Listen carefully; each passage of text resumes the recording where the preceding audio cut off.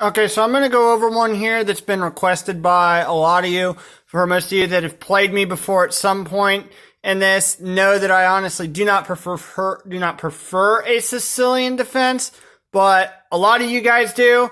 The thing with Sicilian defenses is it tends to get very tactical, very positional, very quickly, and just even the slightest inaccuracy at pretty much any level, and the game is over and can end very, very quickly.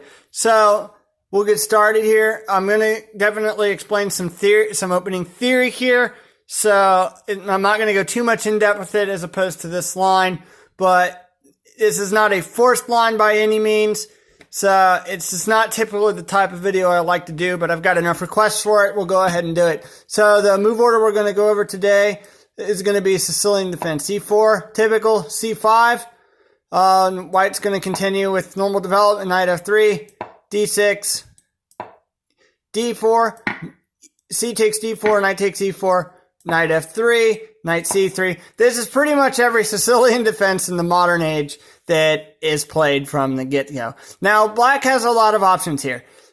He's got a6 starting the Najdorf defense, the e6 starting the Scheveningen variation, the classical variation, the immediate central variation, which usually after e5 you'll transpose it into a Najdorf. But, I mean, there's so many different lines here, it's not even funny. That's why I generally don't play Sicilians. You literally have to prepare for all of it. But the line we're going to go over here today is the dragon variation, which starts with the move g6. Now, white has quite a few options here, and all of them are pretty good. f3, bishop e3, bishop g5, bishop c4. Those are all the most common moves that you're going to run into. And as black, I would recommend you know the theory behind each of those, depending on which variation white chooses to play. Now, there is another line here of f4, and this is the levenfish variation. Now, this is a very aggressive line from Team White, and black needs to know how to defend against this. When it comes to the other lines, bishop here, f3, bishop c4, even pretty much anything other than f4 that white does, the next move in this, other than f4, the next move is going to be bishop g7. When f4 is played, the correct move for black, and it's the only one that I could find, is knight c6. The reason being is you absolutely have to cover this e5 square.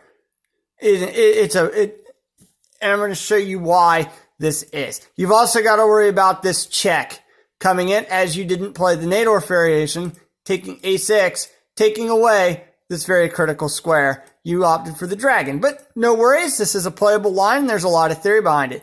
So what happens in this position if your opponent makes the very common move, as this is the only move, the only line where bishop g7 is a mistake. And right off the bat on move 6, black is completely losing this game. White's going to instantly go on the offensive. He's going to play e5. Okay, black should absolutely capture this pawn. And once you recapture, the question is where is this knight going? The computer move, to give you an idea of how pathetic this position is, the computer move is knight b8. And that is, or my bad, knight g8. And that's just pathetic. Sending it right back to the home square, that's not good. So most players won't play that line. So let's look at the options. Knight can go to literally all of these squares. So let's eliminate each and every one of these squares other than b8. Knight g5 or knight h5 is met with g4. Black is losing a piece here, and there's really nothing he can do about it.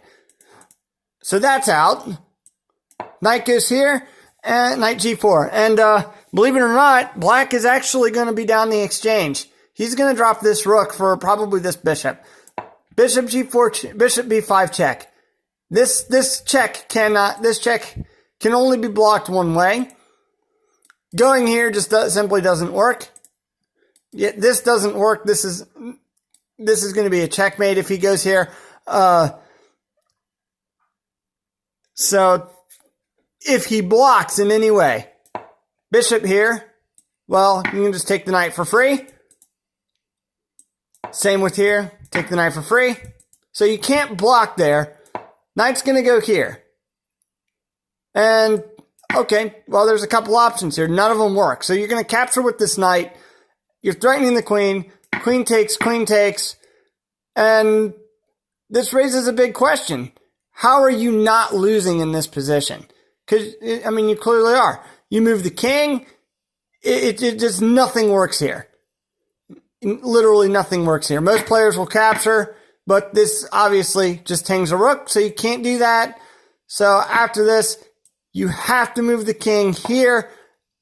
I'm sorry, guys, but this is a very, very sad day for Team White, for Team Black after this move. This is over. There's no hope.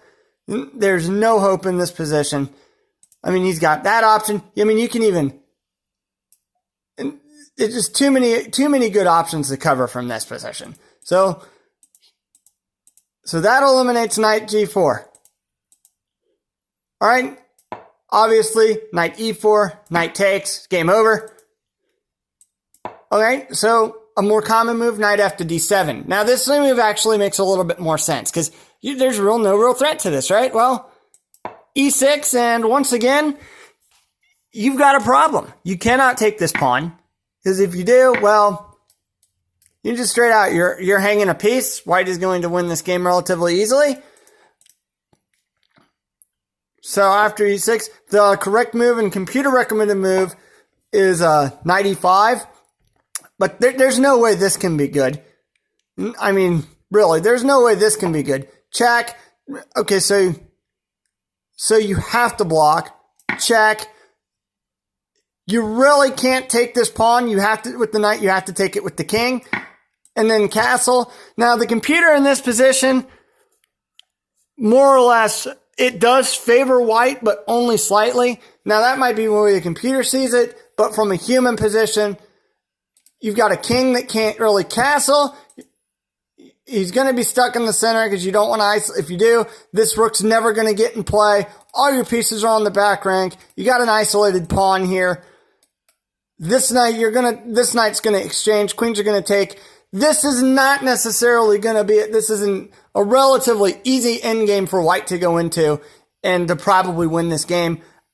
The computer slightly, like I said, the computer slightly prefers white in this position, but I'm telling you, with the experience and the play that I have in my studies, I would heavily prefer to play white in this position.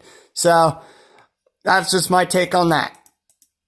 All right, so knight e6 is, okay, so knight f to d7 is out. That leaves, other than knight b8, that leaves this move of knight d5. Okay, well, and more or less, you've got the same problem. Bishop b5 check. Now, this check cannot be blocked. You have to move your king here. If you block in any way, shape, or form, you're just going to lose this piece. I'll demonstrate. Bishop goes here. Okay, pretty simple. You just take the knight. There's really nothing here. Capture, and now you're down a piece with a whole lot of nasty threats coming your way. This is completely winning position for white. All right, same problem if knight blocks here. You're just going to take the knight for free. No questions asked. Game over. Whoops, sorry about that. Knight c6. Looked sensible, but you got the same problem. You really can't recap. You're going to be down a piece. There's nothing you can do here. This fails you just capture the piece. Whatever, game over. Doesn't really matter what you do. Same with this. At least this is this is the least destructive, but you're still losing material. The rook just fell. This is hanging, but you do have that resource. You don't even have that. So this is completely winning. There's absolutely no hope for Team Black in this position. You're just down way too much material. So blocking in any way, shape, or form this check is losing a lot faster than how you're about to lose. So you have to move your king. And now white has achieved quite a bit here. He's displaced the king. This rook is out of play. There's really nothing he's got no development. He's getting attacked. White's getting everything that he could possibly want. So the move you should play in this position is castle. Now this looks weird because aren't you hanging this pawn? Well, yeah, and that's what you want black to think. And a lot of players, even masters, have thought that. But the accurate move in this position is e6. And I'm not really going to go into this line just due to the fact that it would take me an additional 20 to 25 minutes to cover why e6 is the best defense. And it would also take me a good bit of time to show as well as to why that doesn't work either. So we're not really going to go down that line. I'm going to go over to the more common move of bishop takes e5. And this game is over almost immediately. First, I'm going to take this knight. And this comes with a lot of nasty ideas. So you aren't going to capture here because then you're just basically giving up a piece with a hanging rook and a checkmate threat. So you're going to capture here. Now, bishop's going to come up here and play h6. Now, here's what doesn't work. Blocking. Blocking does not work in this position.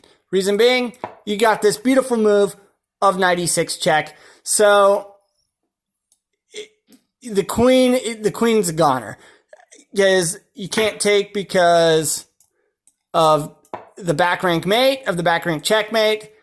So you're more or less stuck going here, giving up the queen, and I mean, you can't really even take that knight. That's just so sad. I mean, you'd have to, even taking the bishop doesn't work because the knight also covers the square. You're getting checkmated. There's really no, blocking gets you checkmated immediately.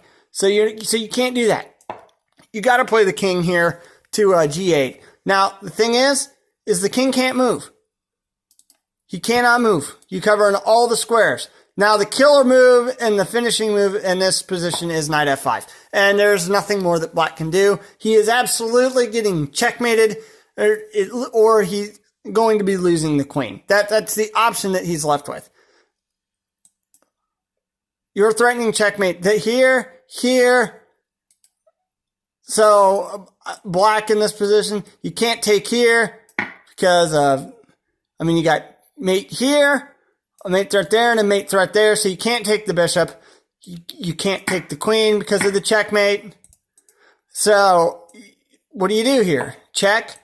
Bishop come back and blocks. You still got the same problem. Your queen's hanging. Your queen's hanging. Now you got a checkmate threat. You got a checkmate threat as this square is covered. So you're more or less forced to take this. Knight recaptures. And what does black? And black can simply resign. He's got nothing in this position as he's getting checked. He can move his king. But, I mean, he's down a queen. There's really nothing more he can do in this position. Let's see. So the other idea from this position after that is what if, like I said, he can't take the queen. He goes, check here. He goes back and he goes here to defend this square. Well, he's still getting checkmated. I'm going to play knight h6 check. Doesn't matter where he goes. If he goes here or here, I'll demonstrate. The rook is going to take for checkmate. Same problem here. The rook takes for checkmate as the bishop covers this square. So in this position, in this position, after knight f5, the game is effectively over. There's nothing he can do. If he takes there, that's fine. Well, the question still becomes he's just down a queen. How is he stopping checkmate?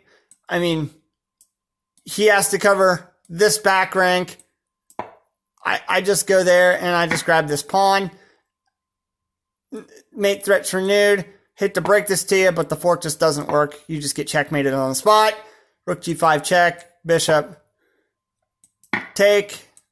Goes. And this is not very difficult to win. And you're just down more material. So, and you're getting checkmated. You can even do an idea like this. Take, hitting the rook, hitting the bishop. This is coming. This rook's coming here.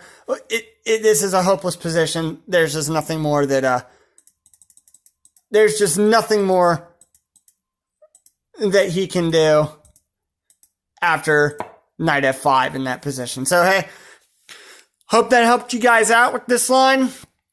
Just kind of get you thinking a little bit more objectively. It gives you a little bit of idea, some of the tactical ideas, and some of the positional ideas of the levenfish line, and just some of the mistakes that, and just that a simple move 7 mistake of, or move 6 mistake of bishop g7, and go down to, at the longest line, move 20 at the longest line. Then you've ended the game, and you can get some pretty easy rating points off of that. So all of you, have a good night. Hope this helps. Send me some feedback, some comments on what you think.